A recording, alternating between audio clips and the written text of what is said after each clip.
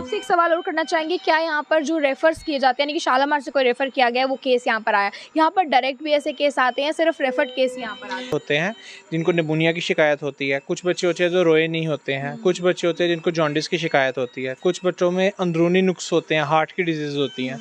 तो ये सब बीमारियां जो है हम यहाँ पे मैनेज करते हैं निकू वार्ड में। जो मैच्योर बच्चे हैं, इन्हें निकू वार्ड में रखा जाता है, जो कि गांधीनगर की तस्वीरें अगर मैं आपको दिखाऊं, शालामार से भी कुछ केसेस यहाँ पर रेफ़र किए जाते हैं, जिन बच्चों का वेट कम हो, जो प्री मैच्योर डिलीवरीज हों या फिर अन्य कोई प्रॉब्लम जैसे कि जॉइंटिस हो, उन बच्चों को यहाँ पर रखा जाता है। यहाँ पर बिल्कुल उन्हें वेंटिलेटर पर भी रखा जाता है, डॉक्टर्स की निगरानी में रखा जाता है, उन्हें यहाँ पर इस तरीके का माहौल दिया जाता है। जो प्री मैच्योर बेबीज़ होते हैं, जिनका वेट बहुत ज़्यादा कम होता है, उन्हें इस तरीके का माहौल यहाँ पर दिया जाता है कि जैसे माँ के गर्भ में जो बच्चा महसूस करता है, उस तरीके का माहौल इन्हें वहाँ दिया जाता है। आप दूर से ही जो है तस्वीरें आपको दिखाएंगे, आप देखें जिस मशीन में इस बच्चे को रखा गया है, आप देखें यहाँ पर इन्हें इस तरीके का एनवायरनमेंट प्रोवाइड करवाया जाता है कि जो माँ के गर्भ में बच्चा महसूस करता है, उस तरीके का एनवायरनमेंट इन्हें यहाँ पर प्रोवाइड करवाया जाता है। ये तस्वीरें आप देख पा रहे हैं यहाँ पर बच्चे, यहाँ पर किन बच्चों को रखा जाता है और किस तरीके से उनकी निगरानी की जाती है। यहाँ पे ना जो प्रीमेच्योर भी होते हैं, यहाँ पे जैसे इंक्यूबेटर्स में प्रीमेच्योर को रखते हैं, वो बाकी जो होते हैं कि ऑक्सीजन लेवल जिनका वो मेंटेन नहीं कर पाते हैं खुद से, फिर उनको वेंटिलेटर्स पे या फिर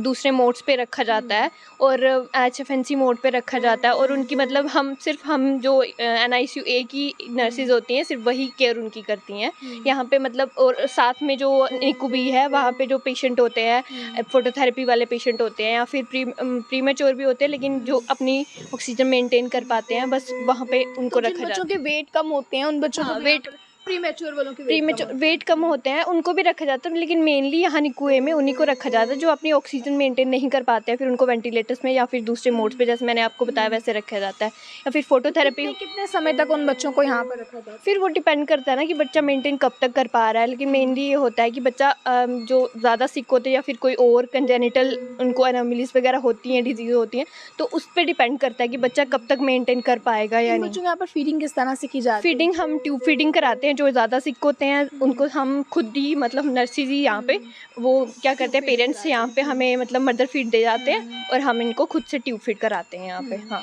तो आप किस तरह से देखते हैं यहाँ पर बच्चों को हैंडल करना किस तरीके का, कितना मुश्किल भी है और किस तरह से आप देखते हैं यहाँ पर? लेकिन हम लोग थोड़ा ध्यान रखते हैं कि जितने लोग बाहर से आए वो लोग सब गाउन पहन के आए, शू कवर पहन के आए, ताकि बच्चों को इन्फेक्शन पास ना हो। इस वजह से हम थोड़ा ध्यान रखते हैं। तो क्योंकि 24/7 हम लोगों को बच्चों के साथ काम करना पड़ता है, तो हम लोग इस चीज़ का काफ़ी ध्यान रखते हैं कि हम लोग उनके साथ जब टच होते हैं तो इतना हम रख सकें कि उनके साथ इन्फेक्शन पास ना हो। तो हम लोग gown, shoe cover, head cap, इन सब चीज़ों का थोड़ा ध्यान रखते हैं। जो प्रीमेच्योर बच्चे होते हैं इन्फेक्शन जल्दी पास हो जाता है। हाँ जी, इनको इन्फेक्शन जल्दी पास हो जाता है क्योंकि उनका इम्यून सिस्टम जो होता है वो स्ट्रॉन्ग नहीं होता है, इस वजह से उनको इन्फेक्शन होने के ज़्यादा चांसेस होते हैं। इसलिए हम लोग अपनी तरफ से पूरा इनको प्रॉपर, ताकि इन्फेक्शन पास ना हो, इसलिए हम लोग अपनी तरफ से गाउन, कवर, शू पहन के रखते हैं। डॉक्टर अनीश उपल हमारे साथ हैं जो यहाँ के कंसल्टेंट हैं, इनसे भी जानने की कोशिश करेंगे। सर, किस तरह से आप देखते हैं यहाँ पर जो बच्चे यहाँ पर प्रीमेच्योर डिलीवरीज के बाद आते हैं, उन्हें संभालना, उन्हें इस तरह का इन्वायरमेंट प्रोवाइड करवाना ताकि वो दोबारा रिकवर कर सके, तो किस तरह से आप चीज़ें देखते हैं? जी, गुड आफ्टरनून सबको। देखिए, खाली प्रीमेच्योर ही नहीं, यहाँ पे काफ़ी टर्म बच्चे जो वार्ड है, यहाँ पे 30 दिन से नीचे के बच्चे हम मैनेज करते हैं। ज़्यादातर हमारे यहाँ पे प्रीमेच्योर और जॉन्डिस वाले बच्चे जो है वो ज़्यादा एडमिट होते हैं। हमारे पास इस वक्त, जब स्टार्ट किया था मार्च 2022 में, तब 5 बेडेड से स्टार्ट किया था।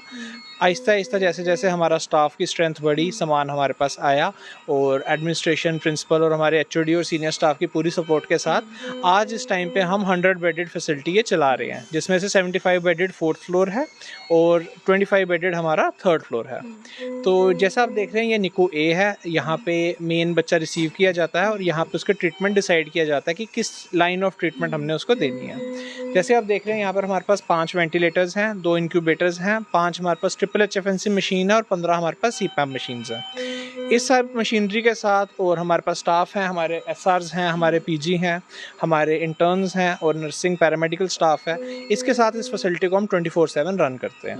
तो किस तरह से आप देखते हैं यहाँ पर जो बच्चों को ट्रीटमेंट्स दी जाती हैं, इसके बाद उन्हें डिस्चार्ज कर दिया जाता है, पेरेंट्स को हैंड ओवर केयर कर दिया जाता है, किस तरीके से होता है? देखिए, जब से निकू A में बच्चा हमारा थोड़ा स्टेबल होता है, इसी के साथ हमारा निकू B है, जहाँ पे मेनली माइल्ड ऑक्सीजन रिक्वायरमेंट और मॉनिटरिंग की ज़रूरत होती है।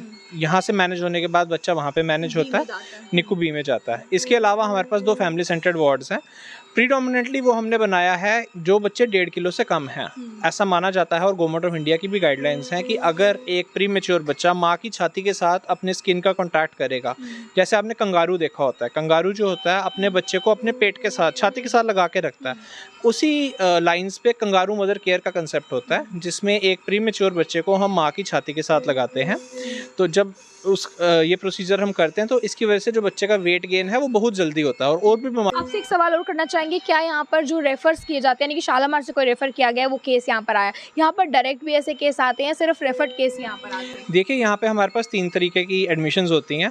पहले हमारे यहाँ पे 7 से 8 सिजेरियन रोज़ होते हैं, तो एक एडमिशन्स हमारी वहाँ से आती हैं जिसको ज़रूरत हो।